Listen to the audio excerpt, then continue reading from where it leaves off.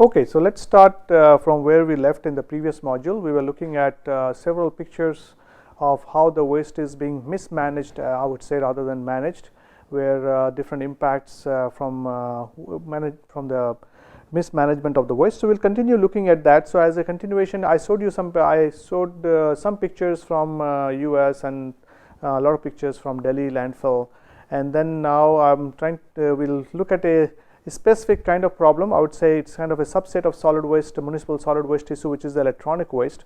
So if you look at this particular picture, this is a kind of if you are looking at electronic waste management, this is one of the signature picture of electronic waste management. This came from the BAN website, Basel Action Network. So they have that particular network has created awareness on electronic waste. I would say they were the first organization to create awareness in terms of the electronic waste management. So this picture and the picture next to it, as you can see, we can go back and forth to this. Both of them actually what they are showing is that they are showing a village in China, where the electronic waste coming from the Western world mostly, and of course China as India we are producing a lot of electronic waste now, but previously as more and more prosperity was in the Western countries, more and more electronic gadgets were used in Western countries. So of course if you look at the initial e-waste stream, we see more of the waste coming out from the Western world, and this Western world, the electronic waste was traveling all the way to China, India, Africa and other places for its disposal. It is happening even today. So where we see that many of the electronic waste making way to the other countries. So this particular in this particular picture, you see a small child sitting on a pile of electronic trash, and the next picture shows you a water body nearby, and you see like a waste being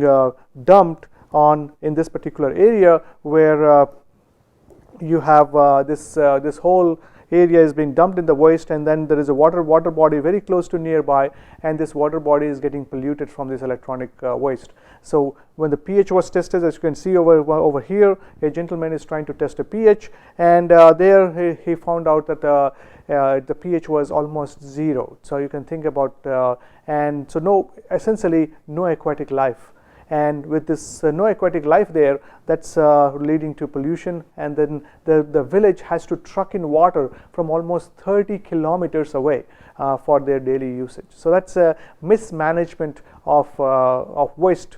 So in this case, electronic waste. So as we were talking about in the previous module, why should we care about the waste management? So these are some of the issues because which leads us to we need to worry about proper management of every type of waste, including electronic waste, as you can see in this particular example. So far we have looked at how why we should we care about the waste management, and then we'll start focusing on, okay, so what we should do about it. So far, if you remember from the first video to the second video and the third video, we have been looking at some of the historical perspective of municipal solid waste management, some of the issues associated with municipal, like mismanagement of mismanagement of the waste materials. So now we'll be looking at what are the ways to manage it. So if you remember from that hierarchy that we talked about, where we talked that source reduction, then recycling, reusing, composting, waste to energy, landfilling. So these are the ways how the waste is being managed today. So we'll go for each of these components and try to cover them a little bit detail. And again, we are still in the first week, so we are looking at an overview as such. And then each of these components, for example, in recycling, composting, waste to energy, landfilling, will go in more detail later on. So let's start with the source reduction part.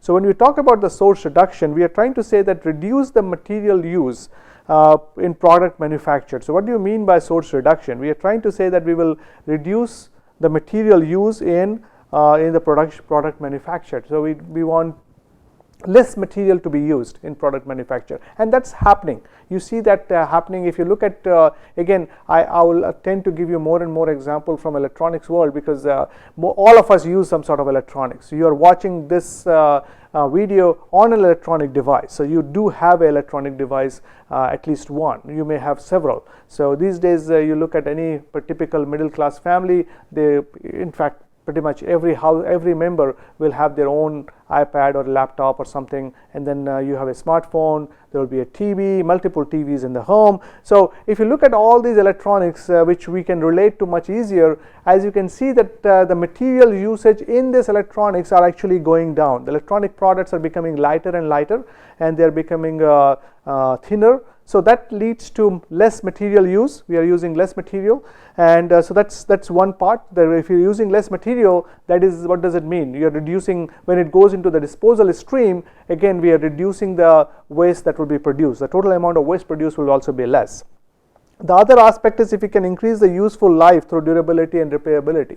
So you can increase their how to make their life better. So it's like a, not go through this typical, in the Western world they call it a Walmart culture, and Walmart, as you may know, it's a big supermarket where things are very cheap, but most of the time, not all the times, most of the time they don't last very longer as opposed to what it used to with other products, similar product from other retailers. So because people have this habit of these days of always having something new.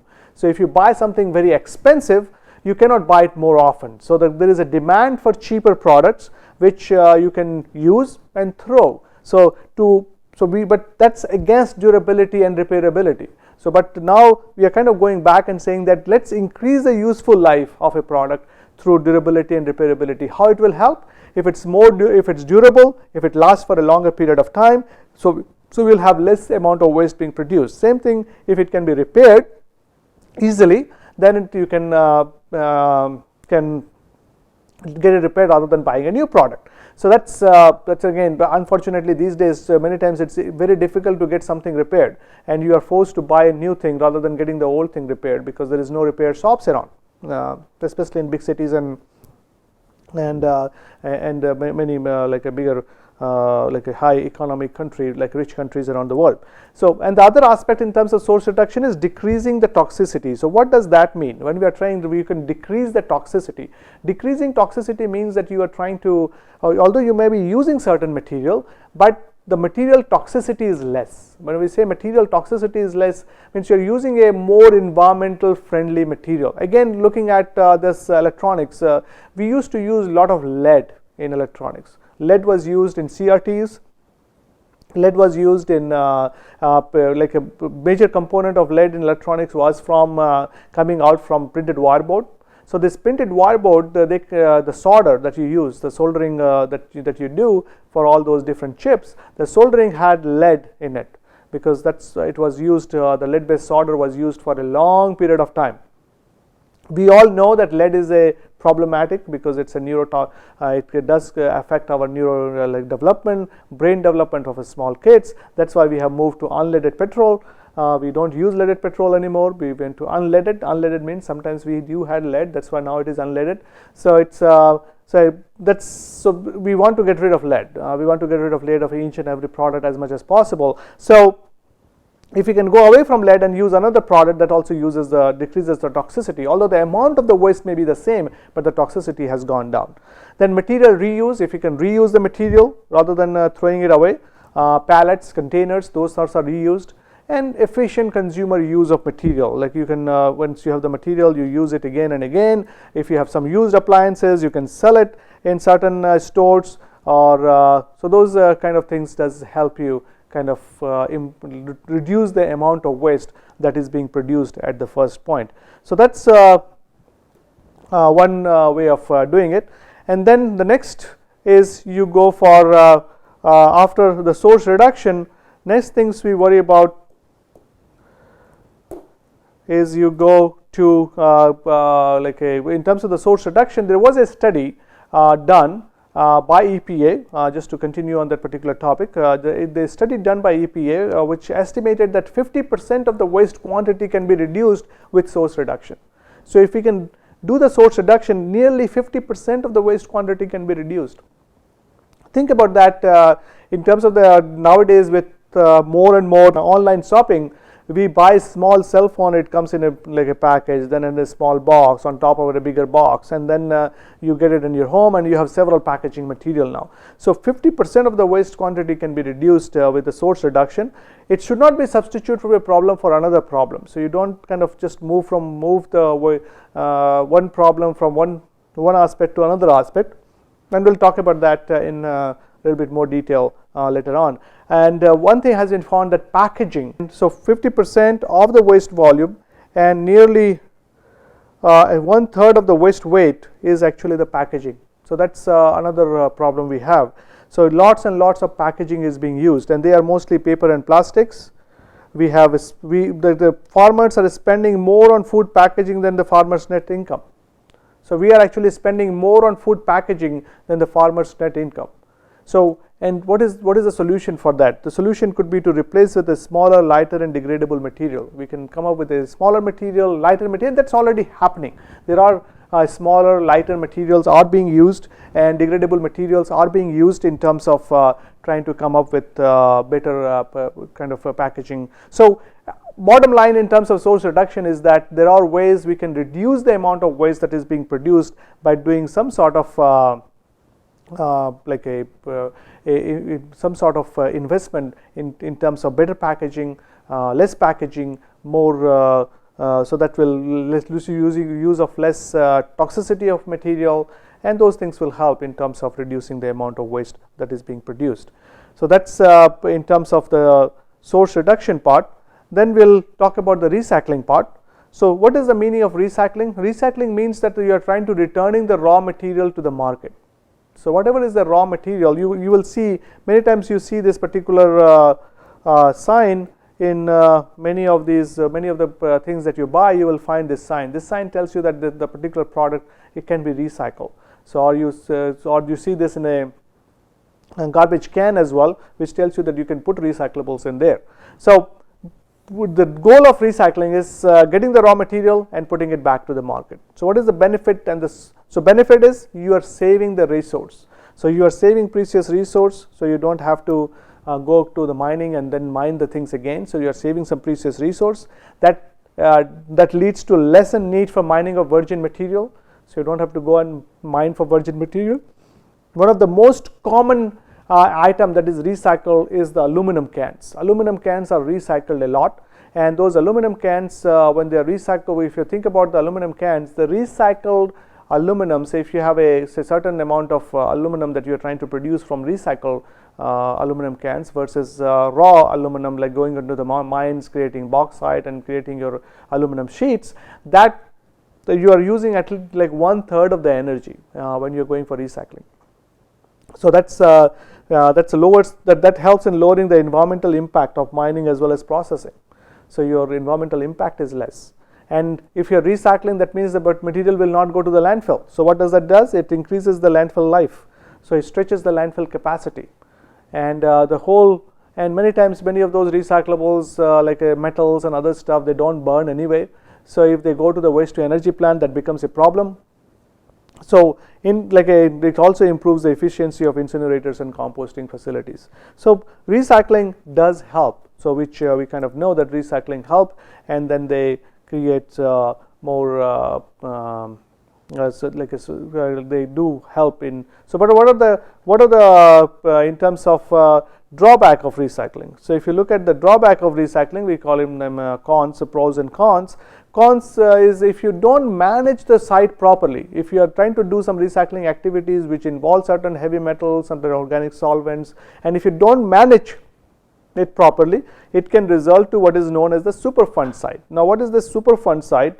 Superfund is you have it's your we say superfund to the sites which are contaminated sites. It's a name came from the US history, where after Love Canal incident, which was one of the, I think at the very beginning of this video I mentioned to you about the Love Canal incident. I would encourage you to go and watch that video on YouTube on Love Canal. There are several videos out there, at least watch a couple of them to get a full picture of what we are talking about. So but superfund site means contaminated sites. So they are the contaminated sites In US history, there were a lot of sites which were contaminated in late 60s, early 70s, but there was no company which was taking ownership of those contaminated sites. There was no company which government can go to and get this contaminated site clean. So the government came up with a pool of money, and that pool of money was called super fund. So it's a fund. It's basically a pool of money that was used to clean up the contaminated sites. And since that was used, so those sites started to be called super fund sites, and then it becomes a normal terminology. Many people around the world use this term superfund sites, but it essentially means a contaminated site. So it's a poor managed site can lead to a contaminated sites, especially in the waste oil recycling, newspaper de-inking, solvents and metal recycling. So those things creates those kind of problem. And if you do that, if you don't manage it properly, it can result in the contamination of soil, groundwater and air, which were quite obvious. And that's one part. Other thing is that recyclables need a stable market, and that's I think I may have mentioned about that earlier, but many times the recyclables, you are not able to sell it. We had the instance after 2008-2009 global meltdown, where the market was down throughout the world. Countries like New Zealand, they were Auckland, for example, Auckland City, they did a very good job in terms of the collecting the recyclables, but they were not able to sell it because the market for recyclable was China. China depends on demand from North America or Europe, and North America and Europe being in recession could not have the demand for all those fancy toys and other stuff. So if the demand is not there, the manufacturing will be less. So manufacturing is less in China. That means the need for the raw material is less. The need for raw material is less means you cannot sell the raw material, which is the recyclable material from the waste stream collected in cities like Auckland or Sydney or whatever. So that's it's a global connection. So it's a global village, as we call it these days. So it does require a stable market. That's actually the number one issue in terms of recycling. We need to have a stable market for that. And then you have to make it convenient. It works only when it is convenient. So you have to make it convenient for the people to do recycling.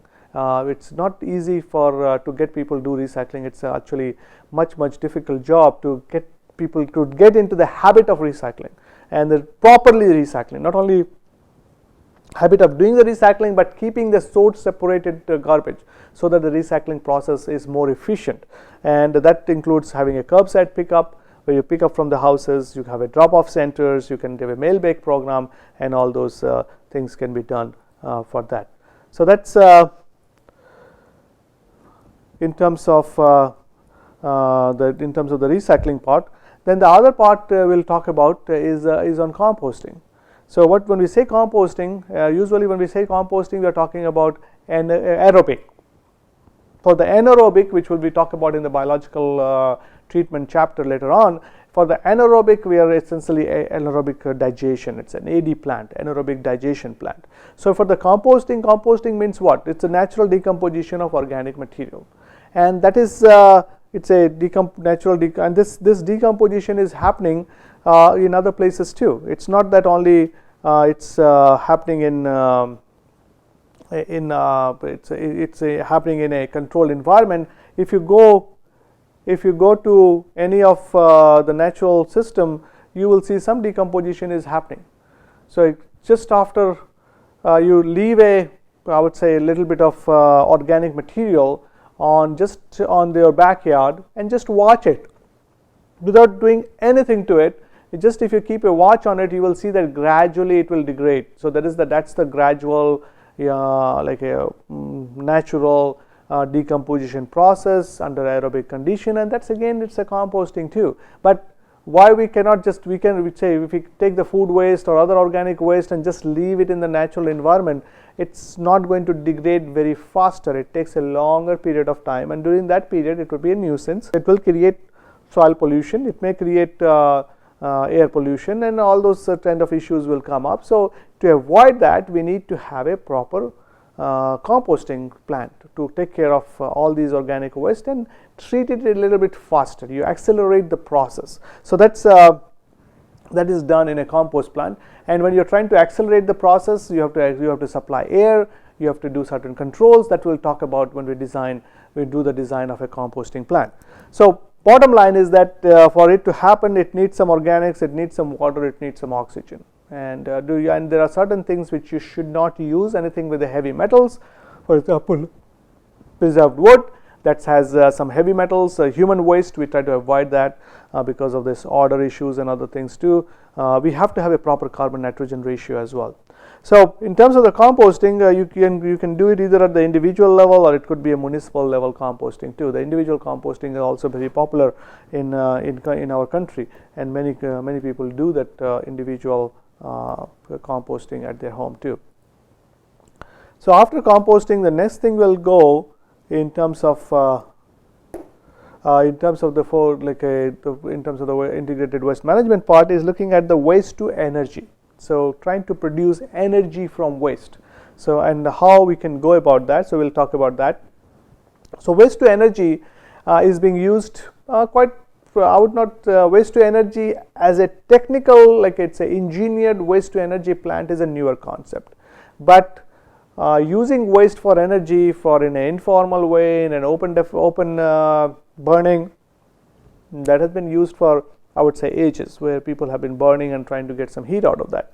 So in terms of the waste to energy plant, there are three methods in which energy can be recovered from the incineration process. One is when the energy is it produces heat, and that heat is essentially coming from the heat value, the heating value that you have, the calorific value that you have.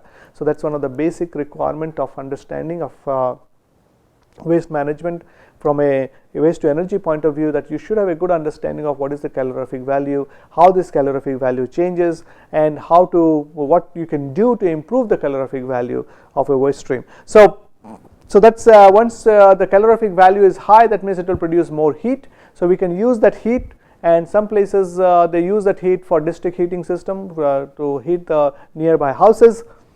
You can use that heat for drying certain things. So based on the usage, it can be done. The other thing is that you use it for electricity. So you have this heat being produced. You use this heat you have this heat being produced, and then you take this heat, use it for the steam, and the steam will have the turbine running, and then you get the electricity. Very similar to coal-based thermal power plant. Only thing is that rather than using coal, you're using a waste material.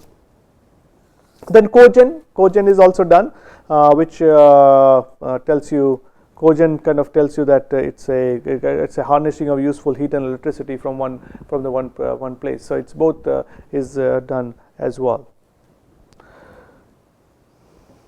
So that's in terms of we'll continue this in the waste to energy part. So in terms of the most common type of combustion that are used at these facilities are mass burning or combustion of refuse derived fuel. So mass burning means you take the garbage, let it come, you take out any unwanted material from that, a small aerosol can, a small gas cylinders, or something whichever may make way to the waste stream, anything which you feel like will be damaging to the waste incinerator, so you take them out. So that's the mass burn, and then you just burn it directly, and also you picture of that and some schematics of that. Or you produce RDF. RDF, the refuse derived fuel, is where you try to do this. Your refuse derived fuel is that when you try to make this RDF pellet. So you have your waste material, you dry it a little bit, air dry it, you crush it, you make it a small uniform size, then you can make a small pellets from that. Like a small pellets, and that can be used. It's for waste to energy plants. So in terms of the waste to energy, so for the mass burn, how the things happens, the MSW enters the facility, and that once it enters the facility, it's inspected for the presence of any non-combustible hazardous material. So we have to make sure there is no non-combustible hazardous or explosive materials present.